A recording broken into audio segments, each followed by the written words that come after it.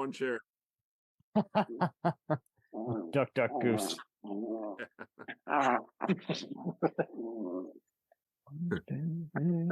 Alrighty, gang. We're having a hell of a time here talking about outrageous, infamous, classic, and downright bizarre game shows from every era. Oh, God. Great topic by James. And glad to have Mike Ensing back in the house. And Yay! And Tom, the dog master himself, Lindemann, is back at it. Is that Tom's dog? What's going on over there? Hi, Yeah, he's happy to see me. He's a talker. He wants to be on a dog game show. There's probably been one. Oh, that's right. I knew I saw you at the Thanksgiving dog parade.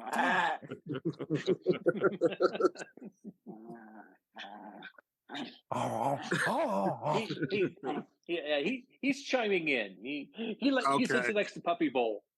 Oh, that's who command. My cats going after each other. Yeah. So, I think my cats are stoned. So I'm just like sitting there going, "How's it going? Good, man. Good. Want some dry food? No, we're mellow. We're mellow. That catnip, man. Something's in that. So this was a great talk by James, and I was just like, yeah, look, we're gonna have to circle around because I try to avoid reality TV, but there is something unique about a game show in that before it became kind of celebrity centric or based on kind of uninspired questions. I do kind of like how it was kind of like the daily crossword puzzle you get in your newspaper, where you're just like, hey, if they can solve it, so can you. Just yeah. What do you got to lose? And connections today, yeah. Go for it. And you guys, in the history of game shows, there are those who were successful and those that kind of like failed in the picture. Before it became about who's my baby mama or who wants to, be the fiance to this rich guy we got no chemistry with. It's like when the dating shit or surviving on an island took over, I was done. But yeah, there's that reality game shows, sure. Oh, totally. Steve Harvey does it now, and I'm like, yeah, no, it's not entertaining. He has no charisma. It's not. I mean, that was the one thing back then when we were all growing up. It was the hosts that did it. You're only as good as the host. And that's like the talk shows. Yeah. We grew up watching a lot of guys like Peter Marshall, Bob Barker, the king, Bob Barker, Peter Marshall, Gene Rayburn. Gene Rayburn with Match Game. Richard Dawson, Pat Sajak, who's going to be retiring at the end of this year. I can't believe that. People like Wink Martindale, Wink Martindale, and who was the guy who did? There's Wink Martindale, then there was Gene Barry, and then there was the guy who did the dating. Jim Lang, yeah. And Bob Eubanks. And Bob Eubanks, interesting footnote, Bob Eubanks is the guy who brought the Beatles to Los Angeles. Oh, that's right. Yeah. He was a DJ, and he introduces them at the Hollywood Bowl, I believe. Yeah. Yeah. He actually had to bankroll it to get them there. And, he's like, I was like, holy shit, Eubanks did that? He's like, yeah. When we stopped being a DJ, he became a game show host. And then there's game show hosts that but it's always been the host that makes the show first, and then the premise of the show that makes it great. Yeah, they have to have charisma. Yeah. And I can remember watching I've Got a Secret with my mom. Well, no, this is they still have the old I've Got a Secret TV show, like the tapes. I think they saved them on Kinescope. And the guy who it was forgot his name. Somebody could look it up for me. But the great thing about I Got a Secret was that you had 3 contestants there. They would bring somebody in and they'd have to guess. That to me is like the first real. Oh yes. Okay, so I got this mixed up with what it was derived from. What's My Line? What's My Line? Yeah, What's My Line? And I've Got a Secret. And What's My Line was the same way, they always have, well, the contestants sign in, please, and it would be somebody famous, and they'd put the masks on. They'd be like, So Jerry Moore and Steve Allen among many. Yeah. Yeah. Okay. And that's What's My Line had the masks. Yeah. Yeah. What's My Line? Yeah. And I used to have a and no, guys, it wasn't a kinky show. yeah. No. I used to have a That's my paperback book, secret. History of Television. It had like one picture of shows from like the 50s all the way to the 70s. And I've got and I remember them saying, no one really cares much about the flimsy secrets. It was the dynamic of the contestant or the celebrities that were trying to guess it. Yeah. Yeah. And it was always like Katie Carlisle or, Yeah. Steve Allen, Dorothy Kilgallen, Bennett Cerf. Dorothy Kilgallen is best well known for being, I think, a gossip columnist. She was found dead in her apartment. Oh, because Lord. she was going to blow the lid on the Kennedys, the whole Kennedy assassination thing, and then they found her mysteriously. She passed away. Yeah, conspiracy theory number 508. I don't know. Yeah. Don't get me started on that. Like That's a whole other podcast. That's a whole other project. Anyway, that show, and then there was To Tell the Truth.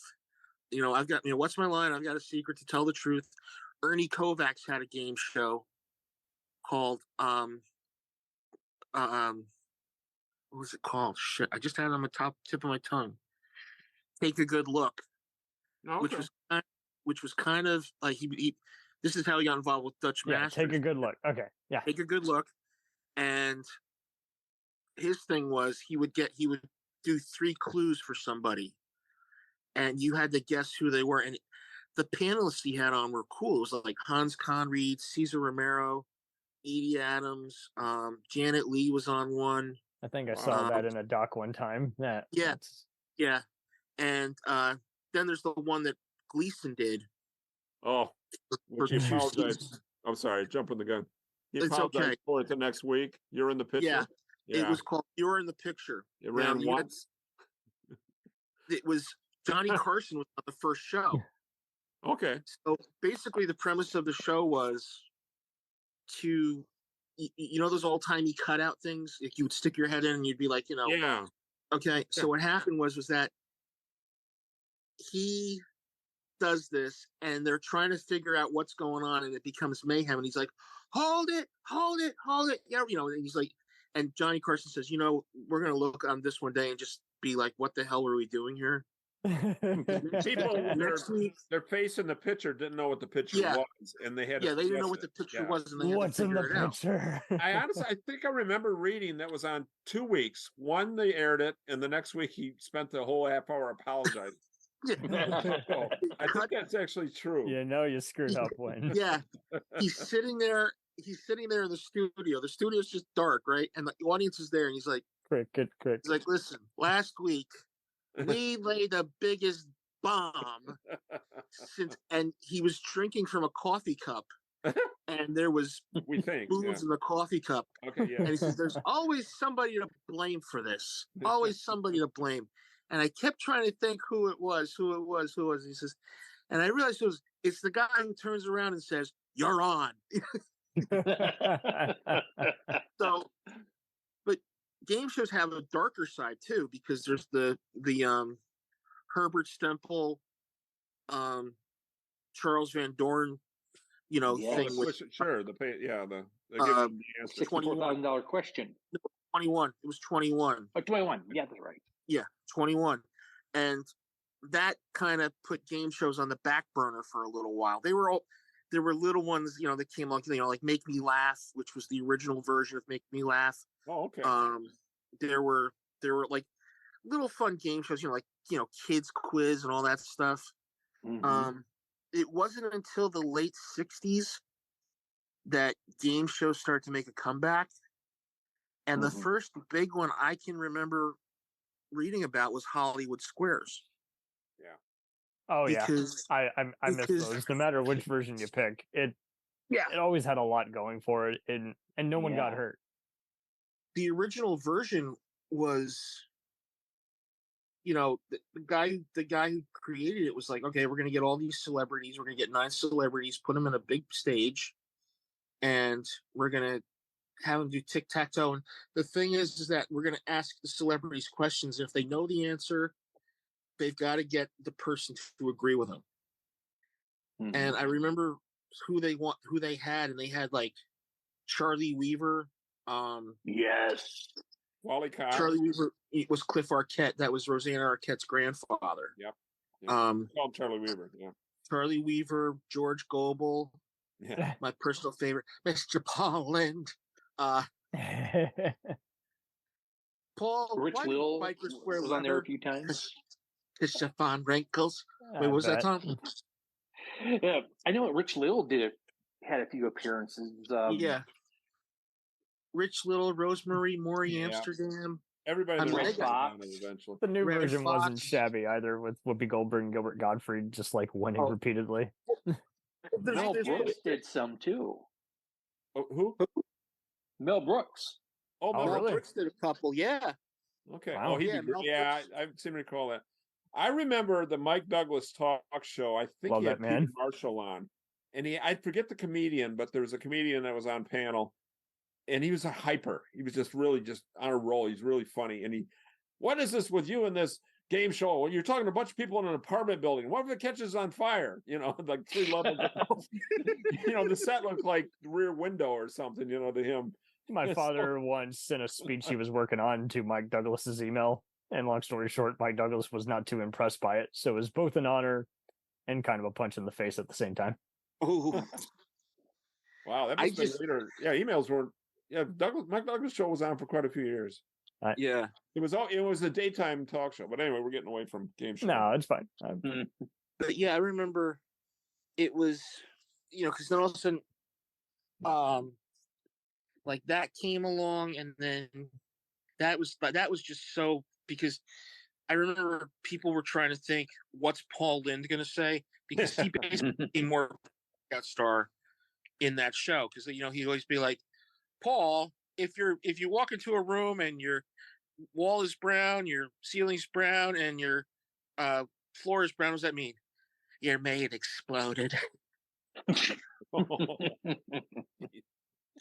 Now, I wonder if Lynde and other ones had writers, or it was off the cuff. It felt a lot kind of like Mystery Science Theater. It sounds spontaneous, but they have writers. I wonder if that I want to say they had writers. They must. I think they had writers, and I think 75% were writers, and 75% was 25% was off the cuff. Yeah, because there were the people that were funny that could come up with something, and then there were people that that weren't funny, and they were just like they would just read the answer, and they'd be like, "Oh, okay, no," like they do that. You wonder if once in a while they gave them a line before the show, and then they made up their own later. Yeah, there was some kind of bending of the rules a bit. Yeah. Let's talk about Match Game, I guess, a little bit. Now that shared a Match Game was my jam.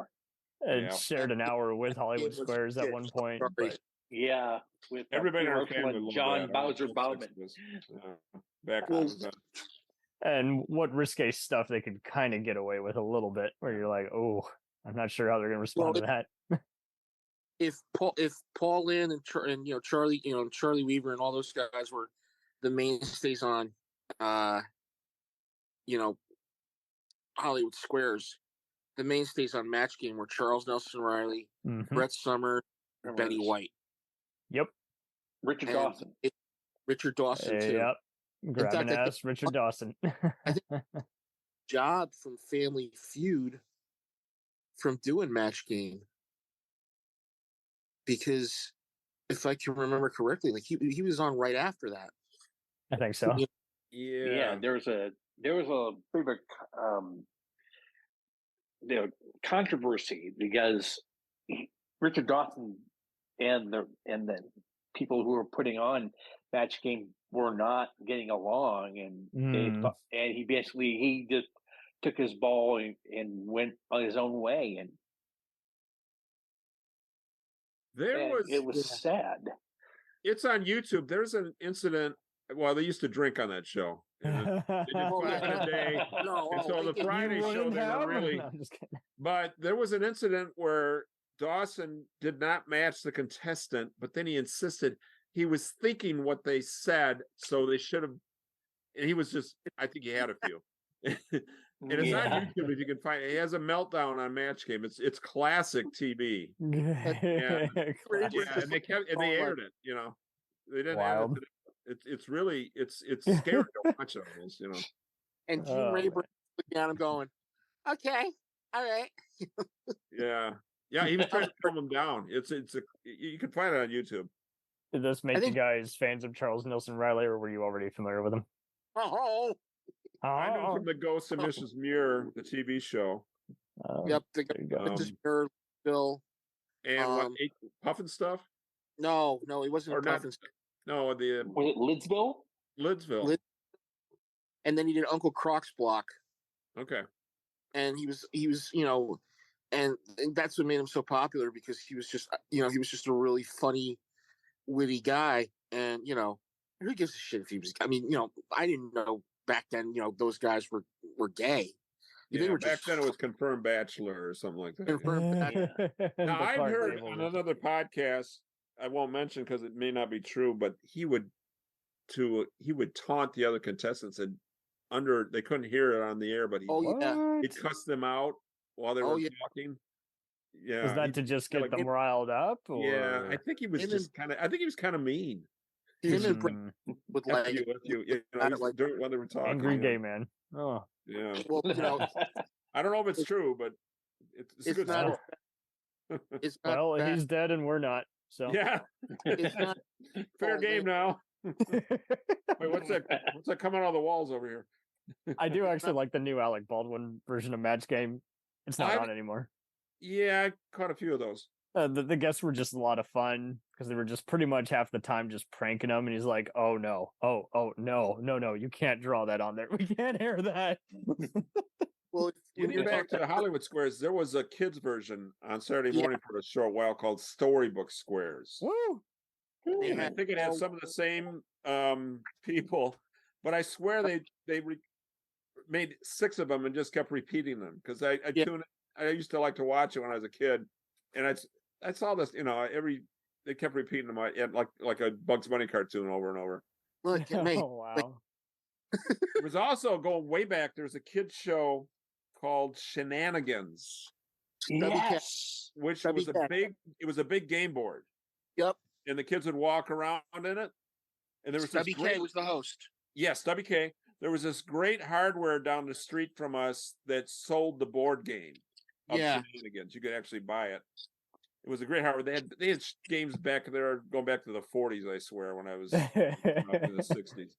I just remember the whole wall full of games. They had Shenanigans, and I never bought it, but I remember that. It had all kinds of props, and they'd spin a wheel and all kinds of stuff. A giant dice or something. It was really cool. There's also, not to mention, but the kids were like game pieces on a big board. Yeah. Yep.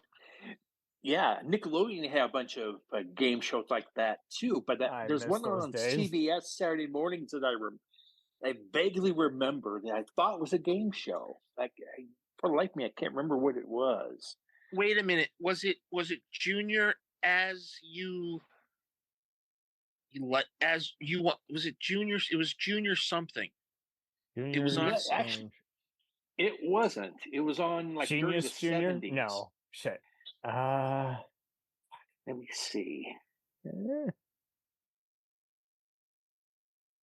When you're talking about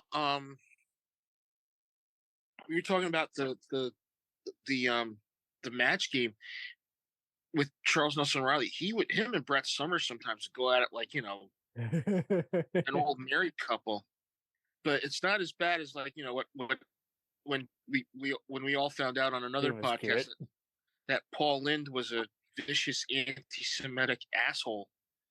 When he would get drunk between the shows and be like, and he'd start saying stuff, and people, I was like, but the one I love is him and Peter Marshall snuck into the Gold Diggers, which were Dean Martin's, I think, dancers or singers or something like that.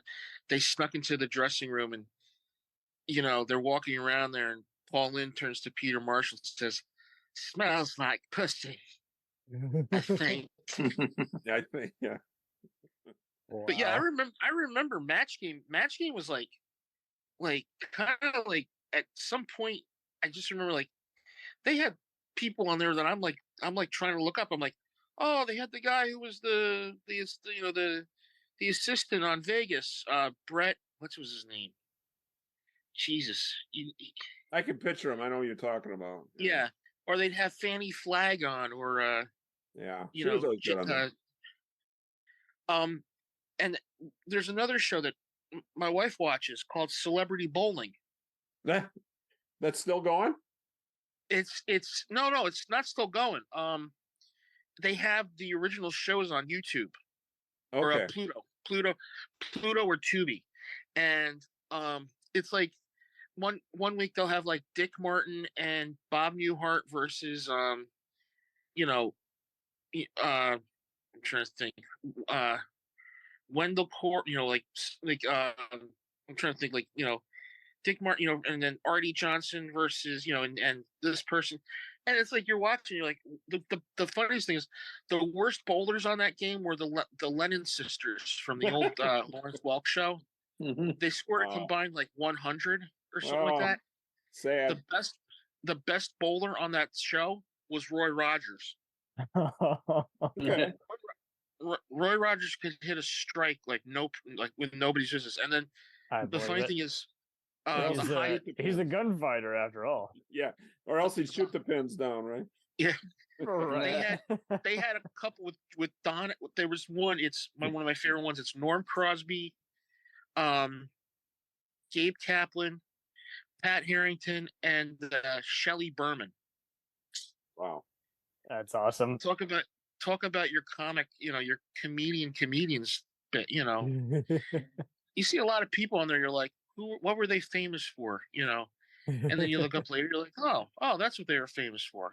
Right. It wasn't just that one thing that I saw. There was also a Match Game ripoff, you'd almost say, called Rhyme and Reason that lasted my for a God. season. Oh, where everything had to rhyme. Yeah. All I remember about that show was at one point, I think it was Jack Carter or one of the comedians called it Rhyme and Rodent. Oh, It had something to do with a question.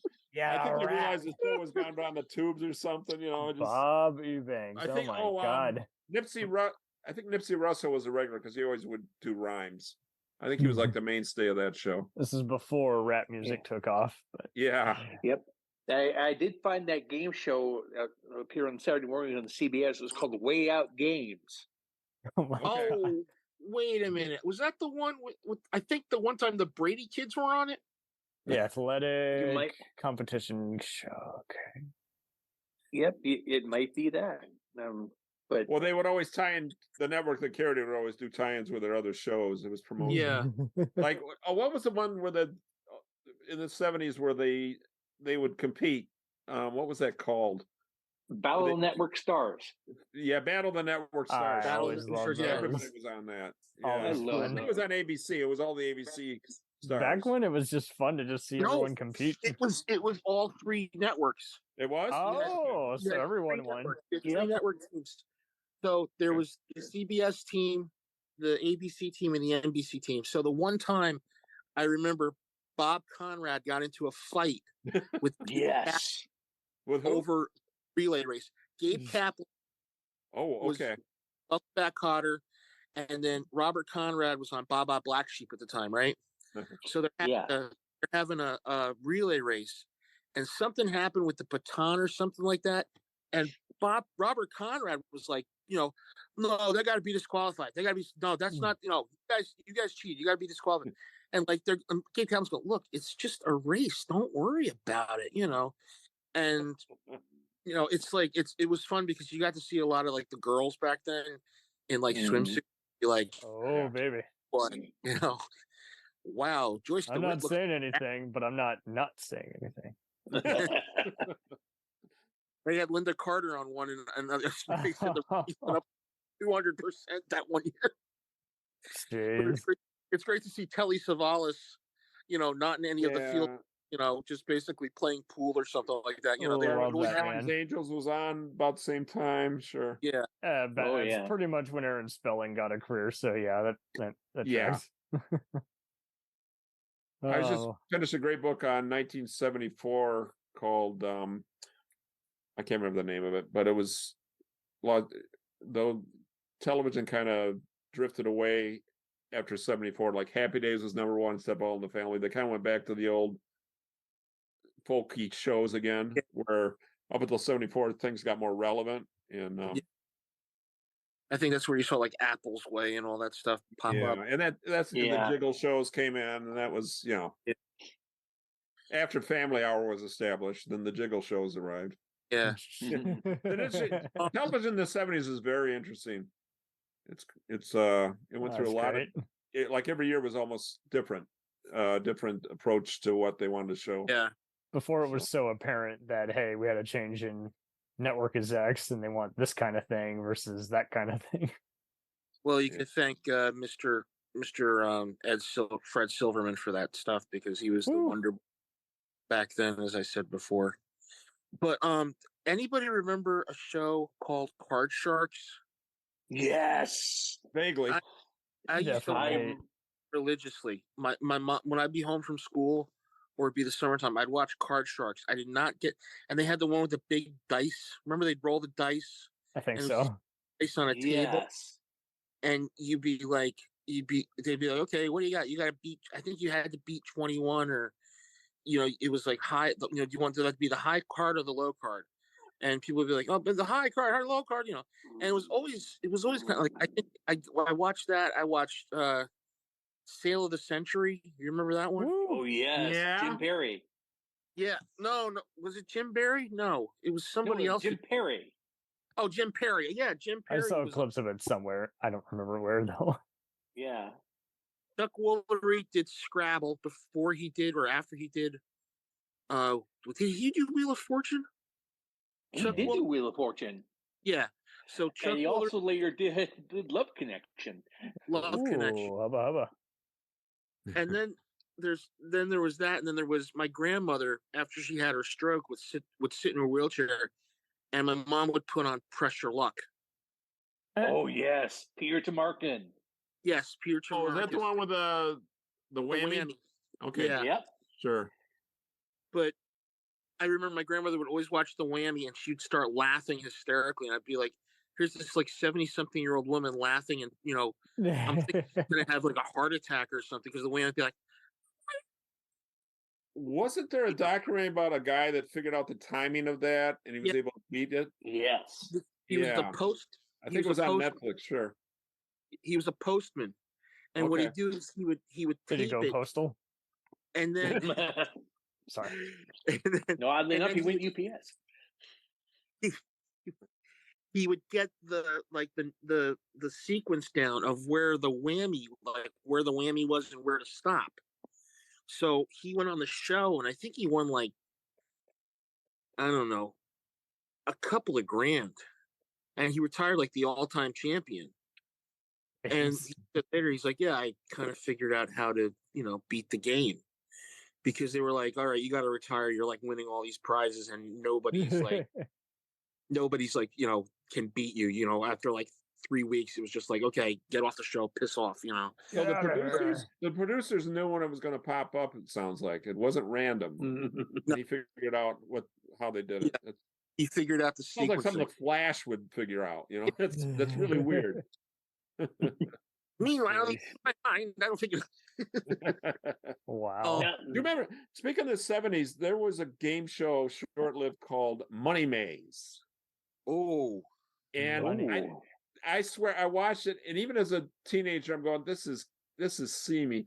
The host would be up on the stage. The maze was down below. They had all camera set up, and it was a married couple. The husband would be running in the maze, and she'd be telling him where to go to get to the money. Meanwhile, the host is like this with her. He's got his arm around her while her husband's running around like a mouse in a maze. It was just a little bit, like Richard Dawson kissing the contestants. It was like, okay, gotta love the 70s. I used to watch Tic-Tac-Toe. Yeah, remember Tic-Tac? And then after that would be Joker's Wild with Tic-Tac-Toe. Gene Berry. Was it Tic-Tac-Toe? Tic-Tac-Toe. Yeah. Yeah. Okay. Tic-Tac-Toe was Think Martindale. Okay. And Oh wow. and then Joker's Wild was Gene that was a Barry. fun. My grandma loved that one. Yeah, my grandmother loved that show. And she'd be like, Joker, Joker, Yeah. A little similar to the Whammy. Jack Barry was involved in the quiz show scandal too, I believe. But in fact, he was the guy who was on the production team with the other guy, and they were kind of like saying to Stemple, Herbert Stemple, they were like, get out, here's 50 grand. Just get the thing he had to do is he had to guess. The question was, what won Best Picture of the year in 1955, and it was Marty, and he said he was gonna say no, it's On the Waterfront, and he's like, no, I know it's Marty because Marty's my favorite movie. I was just reading about it just recently. We'll return after these messages. If you like small town mystery, crazy news, and wild history, then the Florida Men on Florida Man podcast is for you. Each week, Josh Mills and Wayne McCarty bring you the absolute best Florida has to offer. So if you're looking for a show that's safe for the family, but funny enough to help you escape everyday life, then listen to the Florida Men on Florida Man podcast. That's Florida Men, plural, on Florida Man podcast.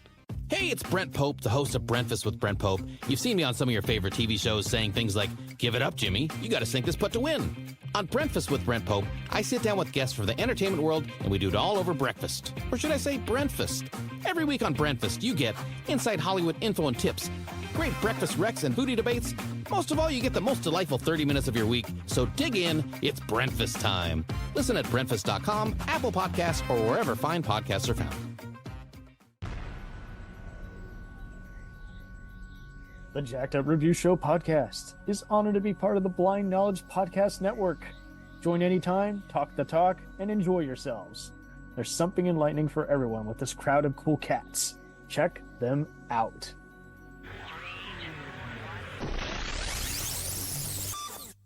Oh, I remember that. Yeah. Like, holy shit. Because you got to realize, Stemple, I think there was a little bit of like anti-Semitism and a little bit of, he basically was married. Sorry, he's an asshole. We'll air him anyway. Yeah, and he wanted to go with a popular contestant that the ratings. Yeah, yes. People like whoever the sore loser is. Let's give him more screen time just so he'll shut up and give us ratings. Show the Red movie goes into that. That's a great movie. I love it. That is a good one. Stemple was clubby. I love it when he admits to his dad what was going on. It's just, every kid and parent, the dynamic there was hard stuff. Yeah. Yeah. I never watched as much Jeopardy. I did it. I never watched as much Jeopardy as I should have, but without fail, anytime I was at a clinic, it was always on. Yes. Robert Klein does he was on Jeopardy. I love that man. And said, if I had gotten wiped out, an entire Vietnamese village, they would give their winnings to a charity. And apparently it was blankets for Vietnam or something. If I had gotten wiped out, an entire Vietnamese village would have gotten a Jeopardy board game. Wow. And back when Art Fleming hosted it too. I remember. Yes. Oh. And he said, Klein also the same thing. He says, Art Fleming is wandering around the halls going, hello, what is hello? Hello, what is Robert? It's like, the show is designed, he's been doing the show a very long time. You walk around like Clarabelle, beep, beep, favorite scene if you can find it. So the thing was back in the 70s too, these shows would just pop, like the biggie of all that's still running is The Price is Right. Yeah. That was going to the 50s because I think my mom told me there was a show called The Price is Right. It's just a simpler concept. Yeah, it didn't have the like Barker. And Bill Cullen was hosting it. You guys remember Bill Cullen? Yeah. I was a kid. I can't remember. That was one of them. I don't think so. Yeah. I remember Bob Barker. I used to love this show when I was going on 10, 11, 12 years old. Truth or Consequences. He hosted that every 5 days. Yes. Yep. And it goes back to radio, but it was a really inventive show. They would do a different setup. The contestants would have to do this or enact something, but I can't remember. Double Dare. You remember it? I kind of remember seeing like video of it. And it was kind of like Double Dare, because if you look at it, Double Dare almost had the same concept. Yeah. You know, with Mark Summers, because if you think about it, they had to answer a question, and then if they didn't get it right, they had to do like a stunt, right? Yeah. All different things going on. They had Mel Blanc on there one time, and they would do like almost like candid camera. They had a little kid, and there's a Bugs Bunny cutout in this room, and Mel Blanc was behind it doing the voice and talking to the kid. Oh my God. Yeah, it was a real inventive show. I wish it would show up on a box set or something, but That's lovely. Yeah. There's also one that I remember called Tattletales. yeah, With the host Bert Condy. Yeah, kind of like Match Game. yeah, it Kinda was like celebrity Match Game. couples. The celebrity couples would tell on each other, or Hollywood Squares. Yeah. Give me that any day over what we got now. Game or Noodly Match Game, sure. I remember they said Jack Carter one time was on it with his wife, and he just looked at his wife in like sheer disgust. Some of the things she said about it. And he's like, sit down and shut up, you know. Tom, who say anything? Hosted Tattletales? Tattletales. It was Bert Condy. Okay. Liars Club. Do you remember Liars Club? Nobody remembers Liars Club. That was a show. Oh, but that's a show where you had guys like Larry Hovis, for better or Clint worse, Stevenson show up. They would come in and they'd present them with something, and they would have to tell them what it is. And one of the four people had the right answer, and the other four would make something up. Okay, Jim Isaacs. Yeah. Ted Frank. Wow. Well, so why did this become obscure, do you think? Liars Club. Why do you think it became obscure, you think? What show did Alex Trebek host that has a title similar to a famous movie? Oh shoot, I know this. He was with Ruta Lee. Ruta Lee and him were in it. It was on a very short time. Shit. I thought Trebek did Card Sharks early on. He might have. He did something similar to that. High Rollers. Okay. Him and Ruta Lee. Ruta Lee, the actress. Wizard of Odds. Love Rudy Lee. Whoa, that was Canadian, right? Wizard of Odds, yeah. And it was kind of a gossipy show too. I remember my mom was mad because it was on, and she goes, "How long did these stay together before they got divorced?" She didn't like questions like that. Wow. It had something to do with the odds, or 1 in 5, or whatever it was. Yeah, you had to guess, like, what are the odds of like a meteor hitting the Earth or something like that? I think it was a summer show. Yeah. They did them in the summer to test them out, and if they did well, they pick them up. But yeah, we brought this up. We talked about the last time about the 3 shows that Chuck Barris did. Yes. The Dating Game. Yes. The Newlywed Game, and of course the Gong Show.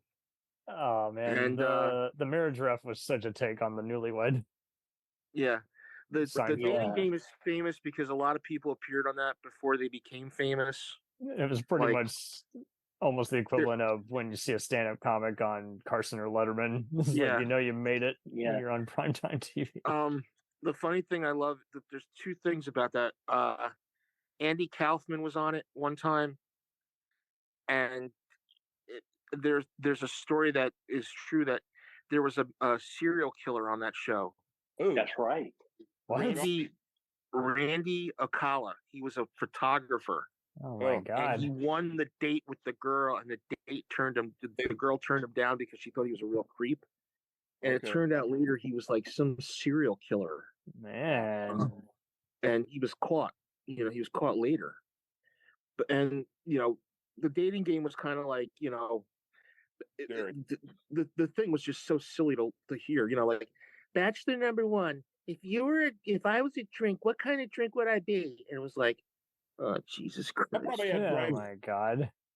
Coach, Bloody Mary. Yeah. There's a great YouTube clip of Pee Wee Herman on there as Pee Wee. Oh yes, I remember that. Yeah, the most dignified person here because they're just the laser suit Larry and yeah. Oh, when you see some of those '70s fashions back then, oh god, it's like, oh jeez. Did they bathe in aqua velva back then? That's one thing that ages '70s movies: the cars and the clothes. Yeah. It's black and white clothes, and it looks better. But damn. If you watch the Newlywed Game, my mom and my dad would watch the reruns, right? And my mother was always afraid that one of her family was going to be on that show because there are people in my mom's family that that looked like they deserved to be on the Newlywed Game. Oh dear. And my mother was like, if we ever go on this show, I will fucking kill you, Frank. Oh damn. And my dad's like, no, we're not going on this. Trust me, we're not going on it. The questions they had, Carol, if you and Bob make whoopee, it's like, oh god damn it, Jesus. What's the strangest place you ever had whoopee in? And the girl said, my butt. That's it, butt, Bob. Yeah, is that in her butt? Happened? Or it happened, but they never aired it. Yeah, nice. Yeah, they kind of cut it. I think they bleeped it out or something. Yeah, but Chuck Barris had the best concept for a show with the Gong Show because it was like Ted Mack's Amateur Hour. Yeah. And it was just taken to another level. Now, he wasn't the original host, mind you. It was Gary Owens. I liked a lot. That's right. I loved Gary Owens. Yeah. But it was something about... Sorry, it was something about, like, Barris was like, look, you did, let me take over, because... And Chuck Barris was... the way Chuck Barris was on camera is that he was shy. He was like naturally shy, so that's why you see when you go like, folks, he go, folks, let me tell you, and he was just nervous all the time, and spy though. How could you be nervous? Well, he was just nervous in front of the camera. I'd be like that too. If I was a guy who just created these game shows, and then I'd be like, I think that was all a ploy too. I think that was just all an act. Probably where he was. It would also explain why.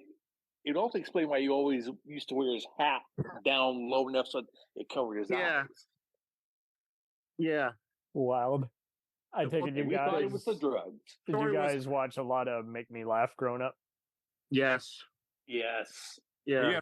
Yes, I know. Sure. There was a similar show that was kind of like, it only lasted a summer. It's more recent.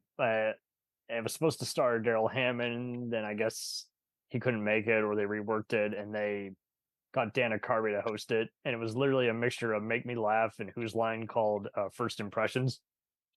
Oh. Yes. And I remember that. Melissa Villaseñor, however I pronounced her surname, before she was on SNL. That's where I first saw her. I thought it could have, if it had some reworking, it would have probably lasted longer. But I miss kind of just more of the fun, kind of just, we judge you and then we actually give you some feedback on how you can become a better comedian. I love that kind of constructive summary. Yeah. And now they don't really do it as much. Now it's kind of like you said, it's either a YouTubeable moment where you're like, "Ooh, this went bad." In high school, a popular show that literally was so infamous that Fox pulled it. It was hosted by Mark L. Wahlberg, not the movie star, the guy famous for Antique Road shows and Russian Roulette. Whoa. and it was called The Moment of Truth. Oh God, I remember that. It was the worst thing ever. That People was the worst fucking compete. show ever. It was so bad, and for class, some pals of mine and I decided to do a reenactment of it as like, I don't even remember what the whole classroom assignment was, but it was just kind of like we were just like spoofing something and we had to have like a free act speech or something. But even that, it was just too much because it was just like, it was before YouTube was really taken off, and we were just like, yeah, well, either way, so this thing, yeah, it's based on a Colombian show, and people have to answer questions truthfully, and it's borderline illegal when you think about it. They were Yeah. doing a polygram. I think the thing was that, you know, game shows got kind of diluted after the 70s. I think the only one that really stayed true was Jeopardy. But going back to the Gong Show, yes, I don't know how the hell he pulled some of those acts that got on there. I saw the clip you sent me of the twins. Oh my God. The one that almost got them fired was Nickel for a Pickle. It was the Popsicle Twins. It was these two, like, I don't know how old they were, but they're just sitting there sucking on these popsicles, and he got called to the carpet by NBC. Gong, you suck. And they said, you if you show this, you're going to get pulled. And I think he kind of had to, like, they kind of like didn't show the show. It was just shown on the East Coast or whatever. But yeah, if you look on who's on the Gong Show panel, it's like a lot of people I know and a lot of people don't. Like, I remember like Artie Johnson on it, Jamie Farr, Gary Mueller was on there, I think. JP Morgan has one of the funniest and silliest and craziest moments ever. Paul Williams, I think, was on there. Paul Williams was on it. The songwriter? Oh my God. Yeah. He'd get anybody and everybody. David Letterman was on it. But they didn't pull him, did they? I think it was just an empty threat. No, it was just like he would have people on there and you'd be like, wow, you know. But there's like two mainstays on that show that were great. First off, he had Murray Langston, the unknown comic, come on. Yes. Yeah. Who was, I mean, one time he does it where this woman comes on and he says, he's like, someone goes, I want you to know, I had your child. How do you know it's me? And she says, this is your child. It's a baby. It's like a baby doll with like a little baggie on its head. Yes. And then one of the Police Academy movies? No, that was a movie called Night Patrol. What was it? Night Patrol. Night Patrol. Which was I saw that at the movies. One of the worst. Yeah, that was always in my top worst movies. Well, him and Linda Blair are still close friends. Okay. From that. What was it? Just I mean, a movie that rips off Police Academy, you know, and Porky's. Yeah. Was it just not well executed, or was it just very gross? It was just so bad. Yeah. I just remember one of the jokes is, how do you get a witch pregnant? You fucker. Oh my God. Wasn't Billy Barty like flatulent? Yes. Too? Billy Barty was a flatulent midget, and then you had two gay cops, and one of them was Johnny Dark. And of course, you remember Johnny Dark. World Pictures. Oh my God, Johnny Dark. Oh Jesus, it was just. It's my friend Jason called me. He's like, "Dude, you got to see this movie, Night Patrol." I'm like, "Well, who's in it?" He says, "Murray Langston." And then you watch it. Andrew Dice Clay is in it. Yes. Oh my God. It's something else. I do vaguely remember this movie. It's on Tubi now for anyone who wants to watch it. I saw Midnights. I guess you can put that on now, Mike, when you want people to leave. Anyway, just put it on when your party's out of control and you're like, I want you guys to leave. Yeah. That's that popsicle bit on the Gong Show. Just recently I was watching each. The whole reason we're doing this special. It's all over popsicles moments, and that was one of them. They showed that. That's the only.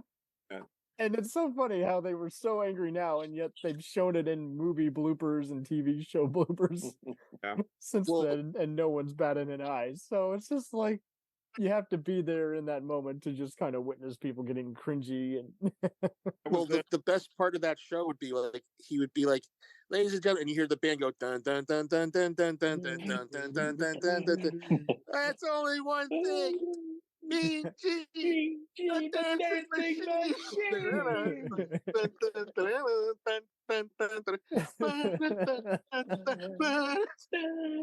Oh my fucking god!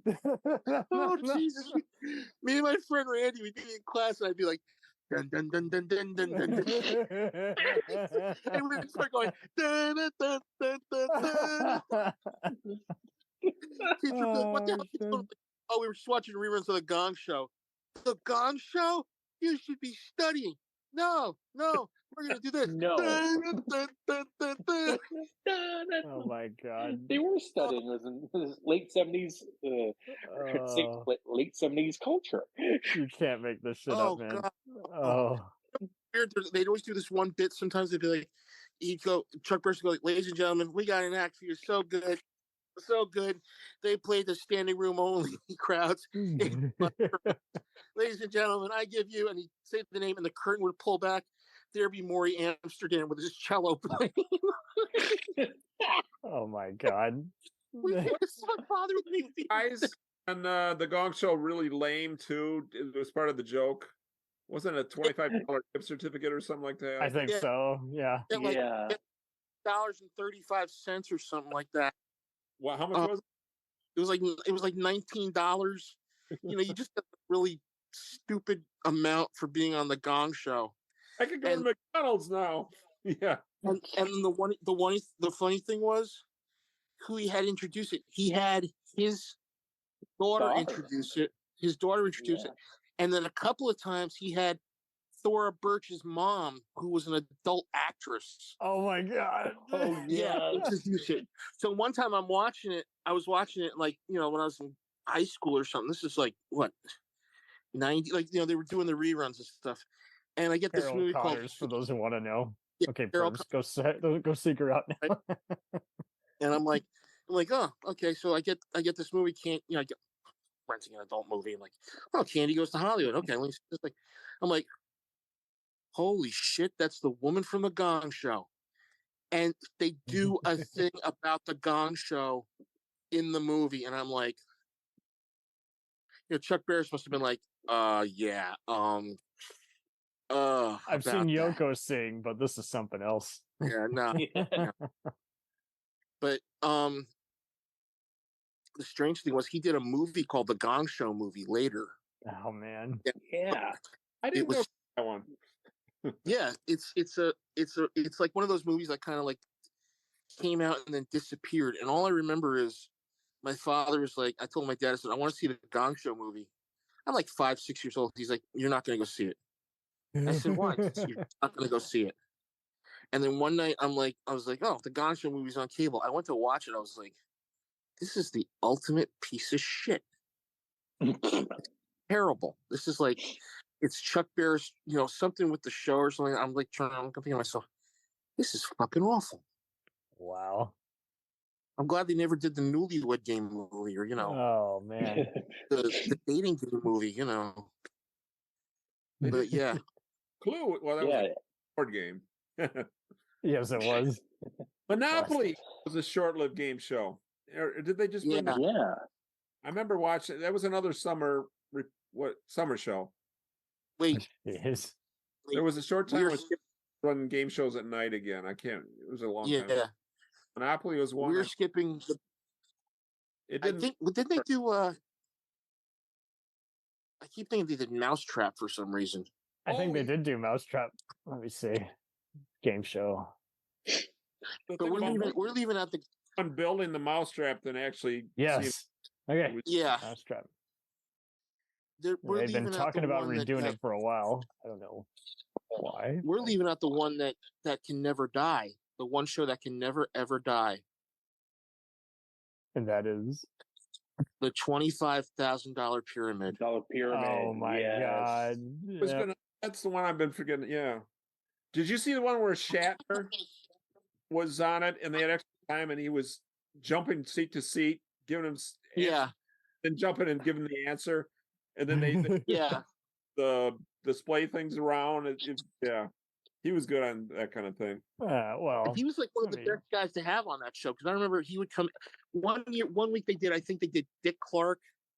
I mean, like they had Dick Clark, had William Shatner, and I think they had Leonard Nimoy on too. Oh my God! But Shatner was like one of the best guys to have on that show because he knew how to do the clues right. Yeah, but I'd always sit there and be like, a fish, a weight, a fish, a weight, things that have scales, bing, a shoe, your what did hand, Andy Sullivan would say? Some kind of shoe. expensive, aisle, expensive aisles, a wedding, bing, Oh God! Oh my man. God! And with that said, Yeah, I do have one more thing though. I'll make it quick. No, it's George Carlin had a great bit on his album FM AM. Yeah, The Divorce Game. Oh, I know what you're going with this. I'll see if you. It is one of the best sketches ever. It's set perfectly. We have Divorce Court. We have all these other games. Why have Divorce Game? I cannot do it justice. If you have access to FMAM, don't worry, I'll link it. seek it out, I'll show a or at the clip. very least, try to look it up. It is. I'll show a clip. It's so freaking funny. Thank you, Don Pardo, and hi out there, everyone. Boo. Find another nice house today. Welcome to Divorce Game, the show where some lucky couple actually wins a legal divorce right on the air and spends an exciting week together here in Hollywood as our guest at the fabulous Veterans Hospital. And a little later on, we'll be playing our home divorce game. That's where we call a housewife at random and tell her husband is downtown drinking with another woman. Yes, sir. Okay. That'll be lots of fun, but we'll be doing that a little bit later on in our show. Right now, it's time to meet a couple from yesterday, Raoul and Congolia Breckenridge. Been married 16 years and really can't stand one another. He's a pearl diver from Yuma and been out of work for some time now. His hobbies are lighting fires and helping the poor. Her hobbies, collecting foreign tennis balls and knitting humorous cummerbunds. And together they make napalm at home for a local right-wing group. Wonderful couple, and they chose category number 4, mental cruelty. Okay, ladies, cool it. I know that's your favorite, mental cruelty. And yesterday, you awarded them a divorce right here on our stage, and now it's time to determine the custody of their children. We'll spin the big custody wheel. And we'll find out who gets who. Congolia, what are the ages of your children? Well, we have triplets, 6, 5, and 1. Okay, let's spin the big custody wheel and find out how many she'll get to keep.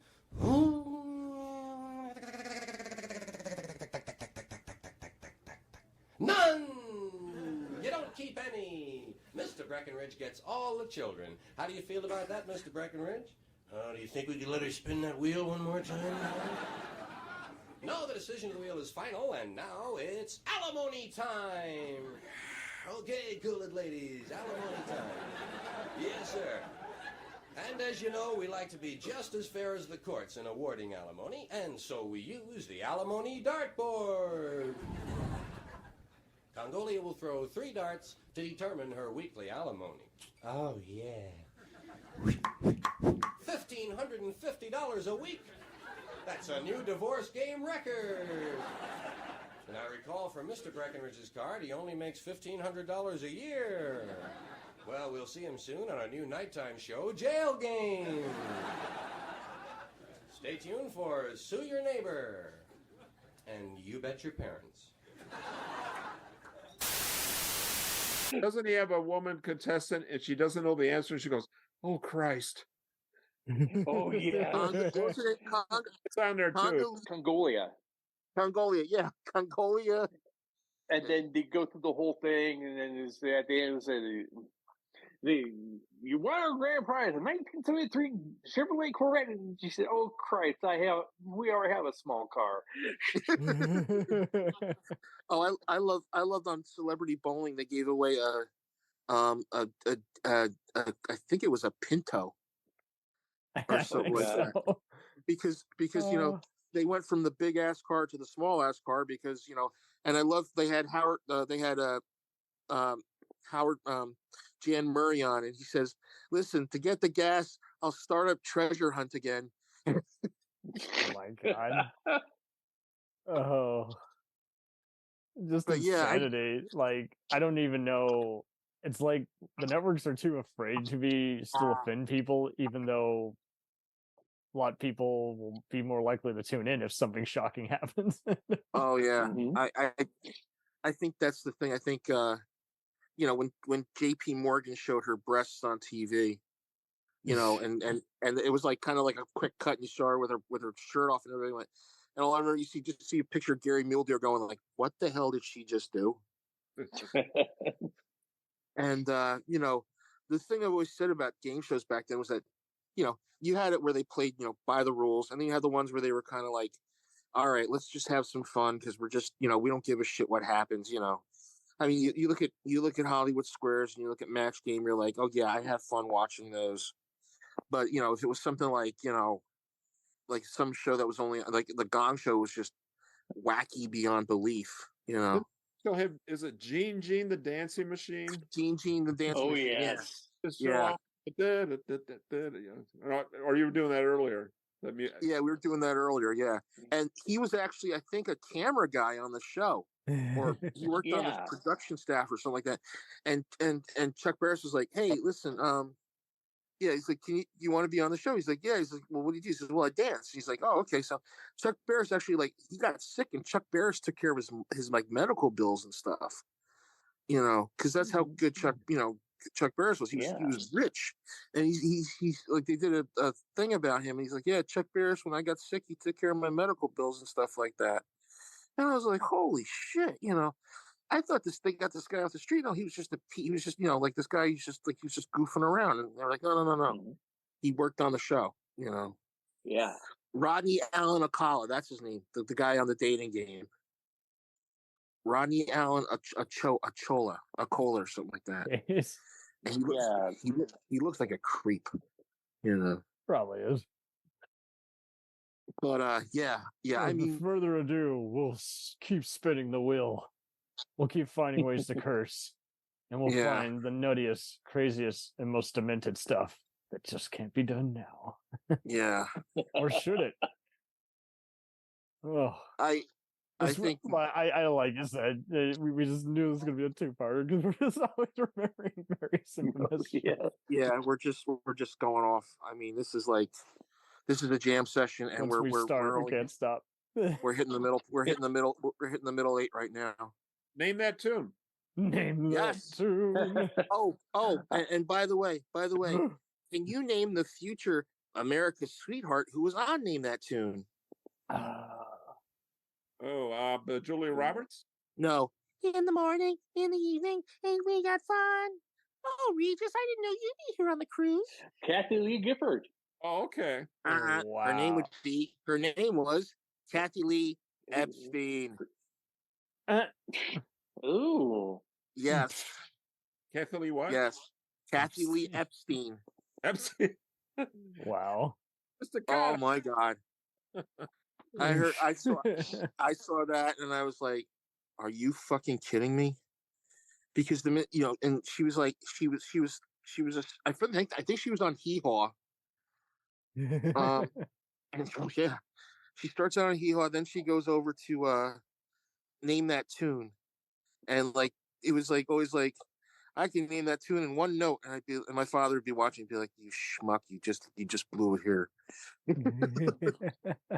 I used to. Jim Lang did that, right? Jim Lang did Name That Tune. Jim Lang. There we go. I remember Hollywood Squares. Rich Little was on, and the question involved two celebrities, and he goes, "You know what? I can't imitate either one of them." Are you sure you want to? Him set him up or what? It's just funny. Sorry about the cat. Well, I love the John Davidson story where Peter Marshall says, John, Japanese women were required to shave this before they're married. What is it they have to shave? And he just said, on the whole. Oh, oh, buddy! All about the pause. I heard him say that, and I'm like, I thought this guy can't be real. Erdo, the biggest white toast. He's fucking hilarious, man. When he talks about some of the stuff that he did. Oh, there's also one from Karen Valentine, who was a sweetheart of the 70s.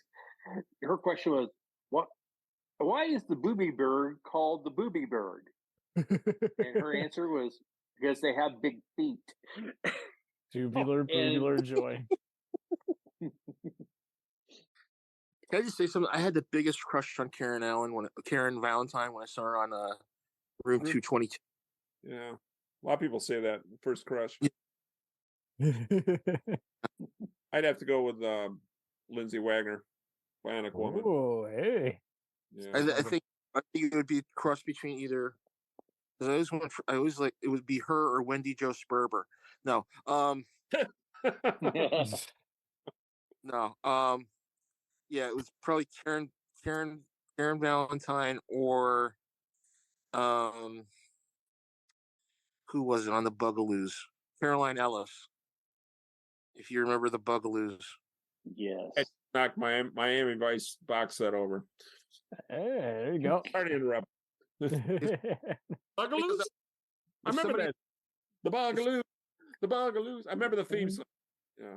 If somebody yells out Pamela Ferdin, I'm going to be like, get out. I was doing 90 minutes on bizarre kid shows. Oh, God. That's a rabbit hole. We'll get there. I don't know when. We'll get there. You're here one day, Mike. Don't worry. Fingerprints. Back to Alice in Wonderland. Oh. As long as we can bring out the Ted Knight. Gotta be more. I love Ted Knight. Oh my God. I never saw it. There was a show called Juvenile Jury in the 50s. Oh, God. Yes, I remember hearing about that. Yeah, I can't remember what the premise was. I never saw it, but was it funny? Yeah. Oh, no. No. These are the defendants. Mike Bridger is accused of having his friend Bill Smith steal 2 of his marbles, but Bill says that he found the marbles himself. Is he guilty or is he innocent? It's up for juvenile jury. Does he have any marbles? Does he have any? Actually, do kids doing petty crimes and okay. It's a typical episode of Dragnet. You're going away for some time. You want to know something? We're stealing a piece of cereal. Went for a long time stealing a 6-pack of gum. But what happens when you steal or 3 Musketeers? Or maybe one day you work at Hershey bars or Twixes or Reese's peanut butter cups. You know what's going to happen, mister? They're going to put you in juvie for a long time. And you're going to be known as the Candy Man. And then after that, when you get out, you're not going to have any teeth from all the candy you've eaten. I think I've made that right. But you will have a Sammy Davis Jr. song about you. Oh my God! It's kids like you that give the candy stores a bad name. Oh my God! Gumballs and Mike and Ike's and Lois and I and Sweet Tarts. Sure, you'll be cornering the market on Sweet Tarts one day. And before you know it, you'll be freebasing them. Yeah, you'll be dunking them in your Joe Cola. And one day you passed out from a sugar high. Before you know it, your mother's going to be looking at you and saying, "What the hell did you do?" Let me tell you, you went nuts with candy, and now you're going up the river for it. The nearest I get to doing Jack Webb torturing a little teenager, holy shit! I feel like my mind has got to slow down. For some strange reason, I can only envision that show with Rusty the Bailiff. I don't know why. Oh, I know the guy who's like the bailiff on like Judge Judy, like has his own show or something and does interviews, but I just wonder what it's like just to go around and just pretend to just lock someone up when you know it's a reality show and it's all bullshit. But I always want, whenever I'd see Rusty the Bailiff, I'd start thinking Chico Marx going, I get my friend Rusty. Hey, Rusty. I remember it's either that or Barney Fife is the guy who puts you in the cell. there was another short-lived show. It had nothing to do with movie stars. It was called Reach for the Stars. Oh, yes. I remember the music, Reach for the Stars. Reach for the stars. These dumb stunts they would ask contestants to do. Like I can only remember a woman saying you had to say the Smothers Brothers mothers 3 times without messing up. Just stuff like that. The Smothers Brothers and like they had to do it in 15 seconds, and it wasn't on long. Maybe this was a real show. I guess the night of too many stars took over. Yeah, no, and nothing. It's not like Dance with. It was Reach for the Stars as an I don't even know what that as an the dollar to get beauty money. Yeah. Rip Taylor. Anybody remember that one? What one? Rip Taylor. The $1.98 beauty contest with Rip Taylor. Oh, yes. Show 2, I think. Oh God! It was a bear show. Yeah. Oh my God! I think there's like another one where it's like a beauty contest, or yeah, it's all about created by Chuck Barris. Oh my God! Oh man, that's God great. God bless Mark Goodson for doing the Family Feud, because if it wasn't for him, we wouldn't see Richard Dawson, do what he do best, which was kissing the ladies and shaking the hands and Doing Richard rounds. Oh. Yeah. And Richard Dawson met his second wife on that show, his last wife on that show. Oh damn. Gretchen, yeah, he met his wife on the show. But I used to love it when he's like, you meet some old lady like, how you doing, darling? How are you? 88? Oh, you want to give you a kiss? Yeah, here you go. And the hot granddaughter will be next to her. How old are you, darling? 17. Okay, you're about legal. Wow. He would, and it was like, name something you find in a fruit stand, and it'd be like something you find in a fruit stand, and it'd be like, and then they hit the buzzer, it'd be like, fruit, show me fruit. Paul Lynn, Fruit of the Loom. Show me Paul Lynn. Concentration with Hugh Downs hosting. Oh God, yeah, yes. I forgot. It was a big board with a rebus puzzle, and you'd gradually you'd answer questions, and you'd flip a square, and you had to solve the rebus puzzle. Yes, I remember that. Yeah, I know Trebek did that too. Trebek did classic concentration. Yeah, they did 2 versions. It was concentration and classic concentration. Okay. And Hugh Downs, I remember Hugh Downs being a game show host when they mentioned it when he passed away. Problem solved. I remember one time when the board wouldn't flip over, and Hugh had to go over to fix it, and they had this music going da da da da da da. Ernie actually had to go over there and flip the cube over to get the That's great piece of the apple or whatever it was.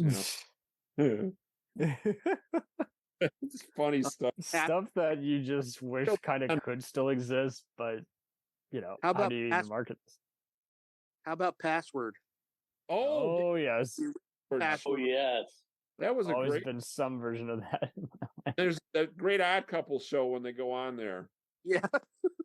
Here's my password. Don't ask, don't tell. Totally mismatched. You win at the end or something. Yeah. I love when they did it on Family Guy. Says, yeah, it was like that time on the Super Password. It says, your celebrity partner is Tony Randall. Flaming. You actor. You Tony.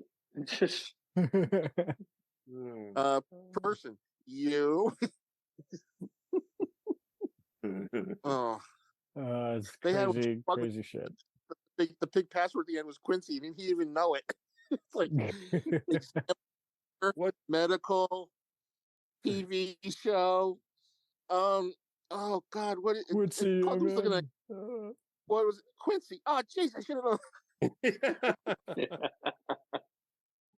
Oh God. man. Had remote control. Remember that? Yes. Yes. Oh my Ken God. Olin. Yeah. That introduced That us wasn't to like the the wonderful other world. TV Yeah, Matter. that gave us Ken Olin, I think is what, or Oben, And Ober. and introduced us to people like Colin Quinn. And, Yes. Adam Sandler was on there. As the stud boy. Fun Dennis stuff. Leary. I think Carrie Werner was on there too, or there was another. Yeah. There was another lady before her. Baby. Ooh. Don was the keyboard player on that show. Yeah, Ken Ober. Yeah. And then there's SNL's Sean Connery on Jeopardy and Burt Reynolds. Oh yes. Those are so great. Kurt Ferguson. It's funny. It's a funny name. Yeah, Kurt Ferguson. I got a big hat. Right around the Big van. hat's funny. Funny. Went a few rounds with your mother. The day is mine. I'm the cock of the walk. Oh, you say that, Trebek, with your greasy Italian mustache. It was pretty much planned man. character, yeah. I love it. I wish there was more of these kinds of shows. Oh, I loved when they did it. It was just this. I'll take anal bum covers for 200. Yes. I'll take the rapist for 200. You're sitting on a gold mine, Trebek. Not as much as your mother shut in my face. Oh, that's great. Coneheads on Family Feud was great too. Oh, What man. was The Coneheads on Family. Oh yeah. Oh man. Oh yes. Kept imitating the buzzer.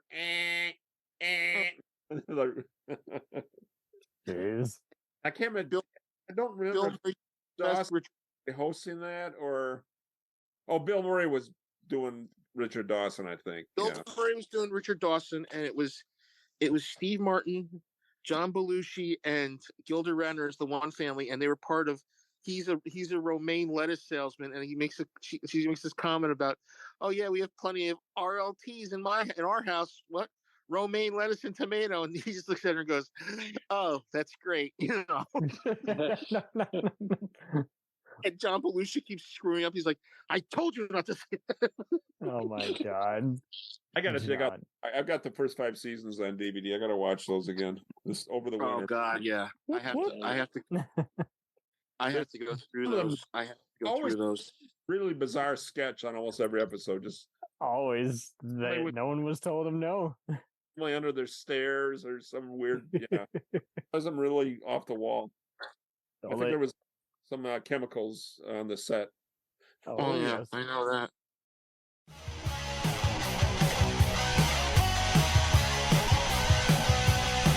Follow us on the web on Facebook, Twitter, and Instagram.